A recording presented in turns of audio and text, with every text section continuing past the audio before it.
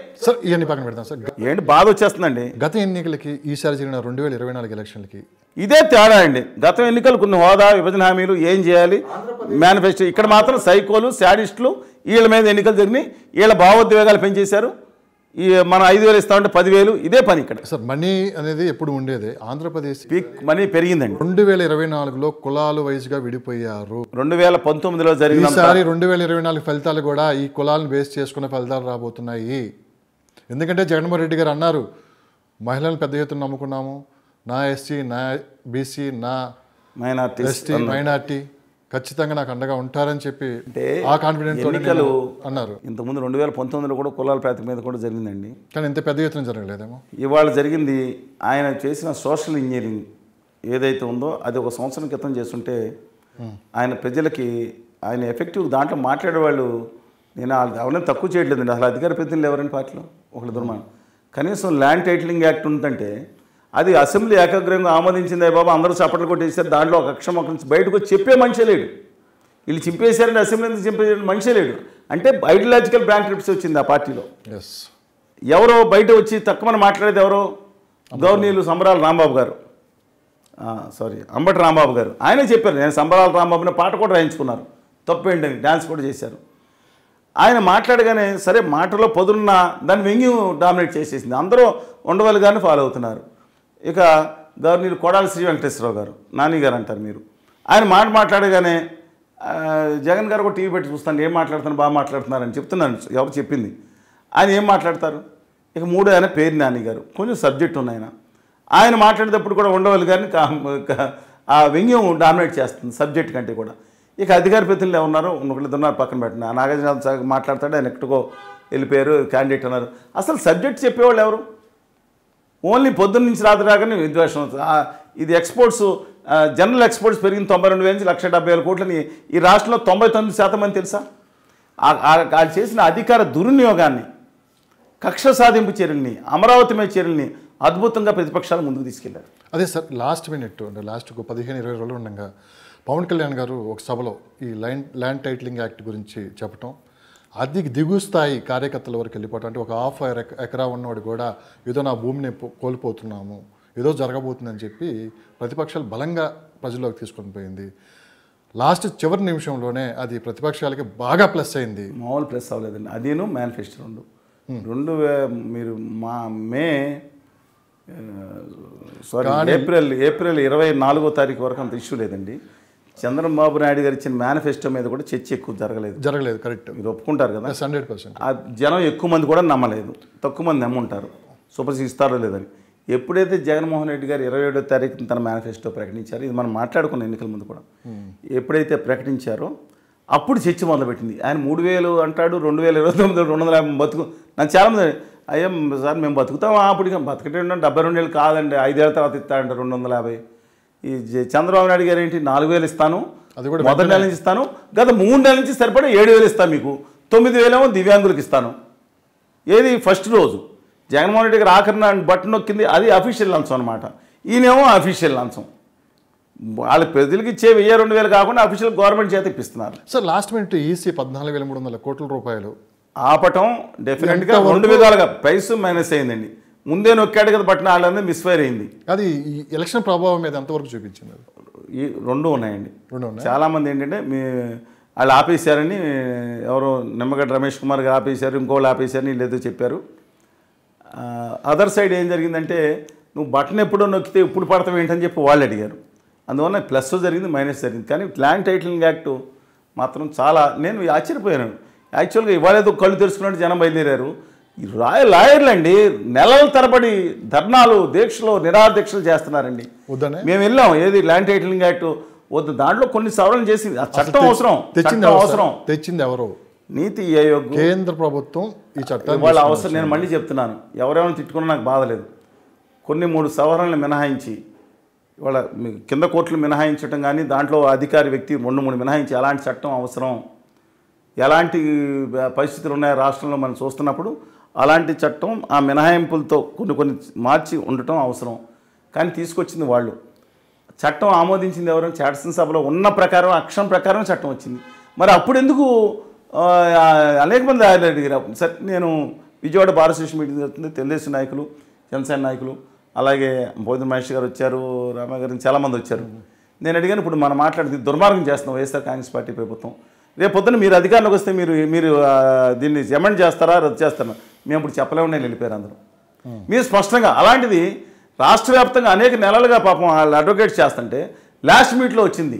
మీరు అన్నట్టు ఏ Bihar dacoit, notorious dacoit అడ్వై ఇచ్చాడో నాకు తెలియదు, కానీ వాళ్ళు చెప్పి ఎవరో మీరు ఆలోచించుకోండి అనే వ్యక్తి ఎవరో. కానీ ఈ లాస్ట్ మీట్లో వచ్చినప్పుడు వీళ్ళ మోకాళ్ళ బ్రెయిన్ ఉందో, మిగతా వాళ్ళకు ఉందో, వీళ్ళు కౌంటర్ చేయలేదు. అంటే మీరు స్ట్రైట్గా ఏమంటున్నారంటే ఇందులో ప్రశాంత్ కిషోర్ పాత్ర ఉంది అని చెప్పి ఆయన సలహాలు కూడా ఉంటాయి అనుకుంటున్నాను.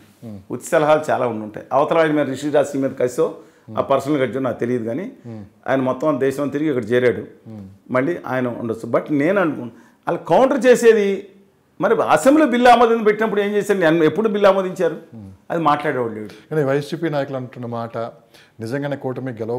కానీ అందులో అసలు బుర్ర తక్కువ పని చేసింది ఏంటంటే ఆయన బొమ్మ వేసుకుంటాం. ఒక రాజపత్రంలో బొమ్మ వేయటం ఏంటండి అసలు? దాంతో ప్రజలకు అనుమానం బలపడిపోయింది. ఎవరన్నా చెప్పండి, రాజపత్రంలో సీఎం శాశ్వతమా? సీఎం శాశ్వతమా? జాతిపిత గాంధీ మహాత్ముడి బొమ్మ కూడా కొంచెం చోట్ల పక్కన పెట్టండి.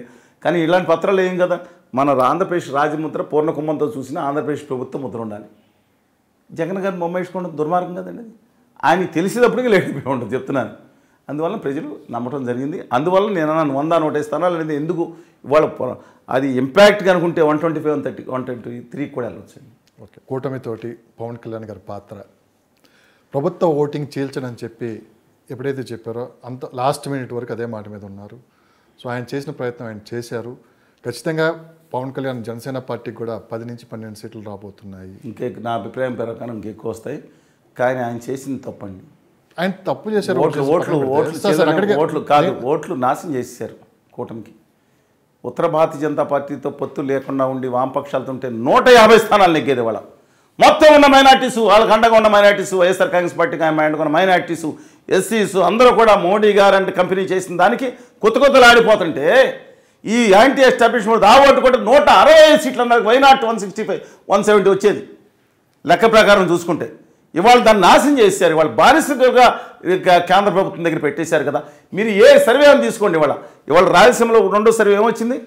మోడీ గారు ఒకసారి వస్తే 3-4 సీట్లు 20-25 కోట్లు లేని వైకాపా, మళ్ళీ రెండోసారి వస్తే 28 నుంచి 35 వరకు మధ్యలో పెరిగిపోయిందంట. మోడీ గారు మూడోసారి వస్తే 40-45 అంట. కానీ ప్రజలు ఏం చర్చ వస్తుందో తెలుసా మీకు? బీజేపీతో పొత్తు పెట్టుకోవటం వల్లే ఈరోజు ఎలక్షన్ చేయగలిగాము. ఇది సమాధానం పరుచుకున్నాను. 190 అంటే చేతకానాడు, మేము చేతకానాళ్ళం. ఎవరో స్టాలిన్ గారేమో పాపం సన్న పనికి మాలాడు, లేకపోతే మమతా బెనర్జీ గారు, ఎవరో నవీన్ కుమార్ పట్నాయక్ గారు 25 ఏళ్ళ నుంచి 20 ఏళ్ళ నుంచి ఎందుకున్నాడు చేతకానాడు, సిద్ధరామ పనికి మాలినాడు, లేకపోతే మాన్ గారు పనికి మాలినాడు, పినరయి విజయన్ గారు పనికి మాలి అనుకుంటారండి. ఇది చెవిలో పూలు పెట్టుకున్న వాళ్ళని చెప్పమానండి.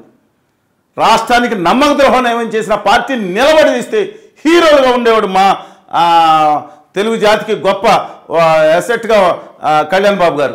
దమ్ముండి తొడగొట్టి నిలబడితే ఆయన ఈ తెలుగు రాష్ట్రాల 13 కోట్ల మందిలో ఆయనకి ప్రజలకు సేవ చేయాలని మంచి తలం ఉందని నేను భావిస్తున్నాను ఉందని. అలాంటి వ్యక్తిని ఎవరో దిక్కుమాలి సలహాదారులు తయారు చేసి తీసుకెళ్ళి ఢిల్లీ పాఠశాల దగ్గర పడేశారని తీసుకెళ్ళి ఈ దుర్మార్గం జరిగింది. దమ్ముండి నేను అనలేదు కదా, ఆయన అన్నమాటే కదా. उत्तर भारत మీకు కావాలంటే వీడియోలు వేసుకోండి ఎన్ని విషయాలు देख लो सुनो मेरा बात हमारे साथ अन्याय किया I am speaking in the पेर विसिडिटी उत्तर भारत अहंकार नశించాలి పాచిపై లడ్డూలన్న లాగ్గులు కాదండి ఇంకా సర్వనాశనం చేశారండి 10 ఏళ్ళు 7 ఏళ్ళ నుంచి మీరు అన్నిగా సర్వనాశనం ఆంధ్రప్రదేశ్ చేశారండి వాళ్ళు ఇవాళ అమరావతికి జగన్మోహన్ రెడ్డి గారు మాట్లాడితే ఫోన్ చేసి అమిత్ షా అమరావతి బంద్ కరో అంటే 2 నిమిషాలు పని చేశాడు ఆయన బయటకు వచ్చి ఇక్కడ అమరావతి గురించి మాట్లాడి పోలవరం ప్రాజెక్టు సర్వనాశనం చేసేటని చూశారు వాళ్ళు మోసం దగా రిహాబిలిటేషన్ రీసెటిల్మెంట్లో దగా వెనుక దగా నిరంతర దగా రాష్ట్ర ఎత్తి మీద తీసుకుని ఆ బాధ్యత మోయాలని చెప్తే ఎంతకన్నా దౌర్భాగ్య స్థితి దేశంలో ఎక్కడ ఉండదండి అవమాన భారం ఉండదు దారుణం ఇది నేను చెప్తున్నాను గుజరాతీ పాదుషాలకే లేదా ఇంకో పెద్దవాళ్ళకే దండం పెట్టకుండా తిరగటం అనేది ఎవరు చేసినా సరే అది తప్పండి ఏదో రోజు తప్పు తెలుసుకుంటారు ఎవరన్నా సరే అంటే ఆ తప్పు ఇప్పుడే జరుగుతుందంటారు మీరు ఖచ్చితంగా నేను చెప్తున్నాను చంద్రబాబు నాయుడు గారు జరగలేదా ఏదండి గతంలో ఎప్పుడు జరగలేదా నేను చెప్తున్నా చంద్రబాబు నాయుడు గారు వినయపూర్వకంగా డబుల్ ఇంజిన్ సర్కార్ అని శాలువాలు మోసుకుని ఢిల్లీ వెళ్ళి పాపం లడ్డూలు ఇచ్చి రెడీ ఉండిపోయింది అప్పుడు ఆ తర్వాత జగన్మోహన్ రెడ్డి గారు ఇది మనకు బాగుండదని చెప్పి విగ్రహాలు మోసుకుని డామును పడిపోయారు వాళ్ళ కాళ్ళ మీద చూశారు కదా ఏం చేశారండి చంద్రబాబు నాయుడు గారు అంత వినయంగా డబుల్ ఇంజిన్ సర్కార్, ట్రిపుల్ ఇంజిన్ సర్కార్ రెడీగా ఉంటే దిక్కుమాలిన ఏదో ఆ నీళ్లు కలుషితం నీళ్ళు అంటండి, అదిను ఆ మట్టి తీసుకొచ్చి మహానగొట్టి వెళ్ళిపోయారు. ఎంత అదంతా ఇప్పుడు అంటే ప్రజలు గమనించారు, ఓట్ల రూపంలో తీర్పు ఇవ్వబోతున్నారు. ఏమో కాదు, గెలిచిందంతా ఏమండి, గెలిచిందంటే కిమ్ గెలిచాడని ఏమని చెప్తున్నాను, గెలిచిందంతా న్యాయమే. ఇప్పుడు అదే న్యాయం, ఓటర్లు తీర్పు ఇచ్చిందంతా వాళ్లే సరి అని మీరు అనుకుంటే నేను చేయగలను లేదు. ఎప్పటికప్పుడు రాష్ట్ర ప్రజల హక్కుల కోసం, ఆత్మగౌరవం కోసం నిలబడితే ఖచ్చితంగా ప్రజలు ఇవాళ గుర్తించకపోయినా ఇవాళ ఆంధ్రప్రదేశ్ హక్కుల్ని ఢిల్లీ నడి బజార్లో తాకట్టు పెడతానికి మాత్రం ఒప్పుకోకూడదండి ఎవరన్నా సరే. దీనికోసం పెద్ద కలరింగ్ ఇచ్చేసి, సో అది మనం మరొక సందర్భంలో మనం మాట్లాడుకుందాం. ఓకే, మీరు పాయింట్ రండి. ఇప్పుడు ఎవరెన్ని గెలుస్తున్నారో అడుగుతున్నారు. అక్కడికే వస్తున్న ఫలితాలు మనం ఒకసారి విశ్లేషిస్తే శ్రీకాకుళం నుంచి మొదలు పెడతాం సార్. ఇప్పుడు పార్టీ చాలా టైం పడుతుంది. పార్టీ శ్రీకాకుళం, విజయనగరం, విశాఖపట్నం 34 సీట్లు కూటమికి, మొత్తం ఉన్న 34 సీట్లు. కూటమికి 20 సీట్లు తక్కువ కాకుండా వస్తాయండి. 20, 22, 23, 24 రావచ్చు, 2 సీట్లు తగ్గవచ్చు. 20 సీట్లు పెట్టుకోండి minimum. Okay, east Godavari, west Godavari 34 సీట్లు, కనీసం 20 సీట్లు పెట్టుకోండి. 28 అవ్వచ్చు, 2 సీట్లు తగ్గవచ్చు. 25 కృష్ణా, గుంటూరు కనీసం 25 పెట్టుకోండి. 30 కూడా వెళ్ళొచ్చు. అది అంత ఆశ్చర్యకరంగా ఉండవచ్చు ఫలితాలు మీకు. 25 పెట్టుకోండి. 25, 20, 70 సీట్లు అయింది. ఇది నేను తక్కువ వేవ్ కనుక లేకుండా ఉండే పరిస్థితులు చెప్తున్నాను. మొత్తం రికార్డ్ అవుతుంది. రేపు మళ్ళీ రిజల్ట్ వచ్చిన తర్వాత మళ్ళీ మనం నేను నా అంచనా చెప్తున్నాను. ఎగ్జిట్ పోల్స్ చెప్పట్లేదు. ఇంతకుముందు లాస్ట్ టైం రికార్డ్ అవుతుంది. మీరు రేవంత్ రెడ్డి ముఖ్యమంత్రి అవుతాడన్నారు, అయ్యారు. అంతకుముందు 140 సీట్లు అని చెప్పాను, రికార్డ్ అవుతుందన్నారు, అయిందన్నారు. కేసీఆర్ గారు ఓడిపోతున్నారని మీ అభిమాన హీరో జగడపాటి రాజగోపాల్ గారు చెప్పినప్పుడు అది తప్పని నమ్మొద్దని మీ సోషల్ మీడియాలో, టీవీలో పెట్టాను, సోషల్ మీడియా పెట్టాను. ఆయన 80 సీట్లు, 80 సీట్లు వచ్చింది. ఇప్పుడు నిజం ఉన్న 10 నిజమైనవి. ఇప్పుడు నిజం అవుతుందా లేదా అనేది నేను తిరిగి వచ్చిన దాన్ని బట్టి చెప్తున్నా. ఫైనల్ రిజల్ట్స్ ఎగ్జిట్ పోల్ వస్తే దాని మీద నిర్ణయం తీసుకుంటాం. కృష్ణా, గుంటూరు అయిపోయింది. నెక్స్ట్ ప్రకాశం, నెల్లూరు 22 సీట్లు అండి. 22 సీట్లో 12 నుంచి వస్తే 14 పెరగవచ్చు, 10 రావచ్చు. మినిమం అయితే సరిసగం, లేదంటే తెలుగుదేశం పార్టీకి 14-15 స్థానాలు రావచ్చు. మినిమం 12 స్థానాలు వస్తాయండి. రాయలసీమ వచ్చేసి అంటే ఎన్నైనాయి? 12 అంటే ఎన్నైనాయి? 70, 12, 82 అయినాయి తక్కువలు. ఓకే అండి, రాయలసీమకు వద్దాం. రాయలసీమ ఏమో ఈసారి ఫస్ట్ టైం తెలుగుదేశం పార్టీ చిత్తూరులో ఫామ్లోకి రాబోతుంది గట్టిగా. చిత్తూరు జిల్లాలో ఏ నియోజకవర్గాలు రావచ్చు? చిత్తూరు, కుప్పం, పలమనేరు, అగ్గేపాటి అమర్నాథ్ రెడ్డి గారు, పీలేరు, ఆ లాస్ట్ బాల్ వరకు ఆడతారని చెప్పి ఆంధ్రప్రదేశ్ నుంచి చేసిన కిరణ్ కుమార్ రెడ్డి గారి బ్రదరు, నగరి,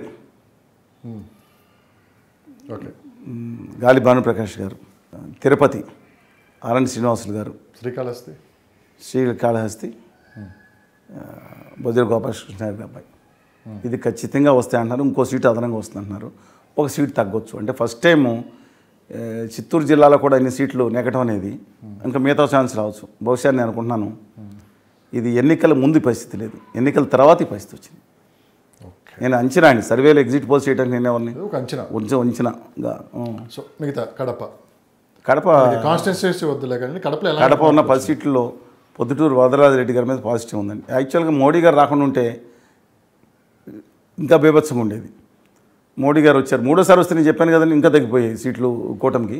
కడప, పొద్దుటూరు, మైదుకూరులో గట్టిగా రెడ్డప్ప గారి మాధవరెడ్డి గారు ఇచ్చిన పోటీ బీభత్సంగా ఇచ్చారండి.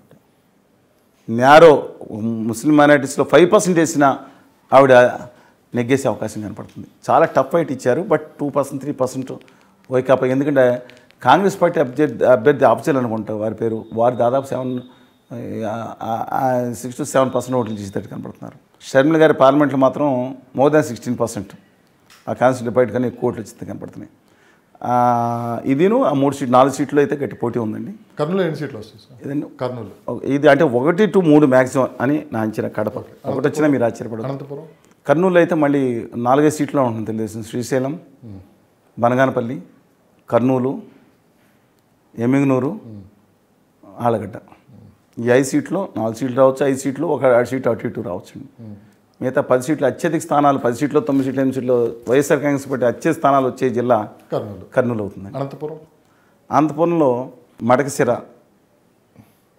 అంటే వైఎస్ఆర్ కాంగ్రెస్ పార్టీకి అనుకూలంగా ఉంది మడకశిర. మిగతా అలాగే ధర్మవరం ఒకటి. నాకు సీట్లు చెప్పండి. సరే, ఉన్న 8 సీట్లలో ఖచ్చితంగా తెలుగుదేశం పార్టీ 7 నుంచి 8 సీట్లు నెగ్గుతాయి. 2 సీట్లు టఫ్ ఉంటుందండి. 4 సీట్లు వైఎస్ఆర్ కాంగ్రెస్ పార్టీ నెగ్గుతాయి. కానీ బయట జరుగుతున్న ప్రచారానికి మీరు చెప్పేదానికి రాయలసీమలో అస్సలు మ్యాచ్ అవ్వట్లేదు. ఏంటంటే బయట జరిగిన ప్రచారం ఏంటి? ఈసారి వైఎస్ఆర్సీపీ రాయలసీమలోనే అత్యధిక సీట్లు రాబోతున్నాయి. నేనేం చెప్పాను కూడా? కానీ మీరు ఎక్కువ 50-50 లాగా చెప్పారు. 50 కాదు, ఖచ్చితంగానే చెప్తున్నాను నేను. ఇక్కడ 7 సీట్లు, అక్కడ 7 సీట్లు 14, ఇక్కడ 1 లేదా 2 15, కర్నూలులో 4 సీట్లు 17, 18, 19 సీట్లు అవచ్చు.